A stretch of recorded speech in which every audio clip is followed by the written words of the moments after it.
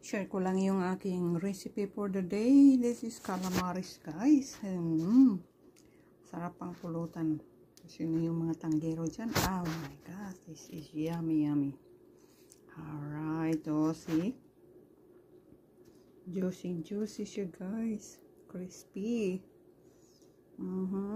So, this is suggested for you guys. This is our dinner for the day. See? Wala.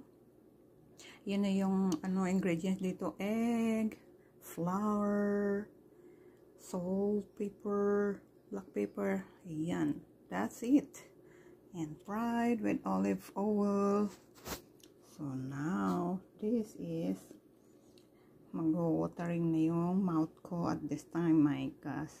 Sarap talaga ng calamaris, guys. Paborito kasi ito ng husband ko. Ayan, paminsan-minsan lang kami nakakaluto dito kasi ang mahal-mahal ng calamaris dito sa Amerika. My gosh. Alright. Share ko lang. Thank you so much for watching, everyone.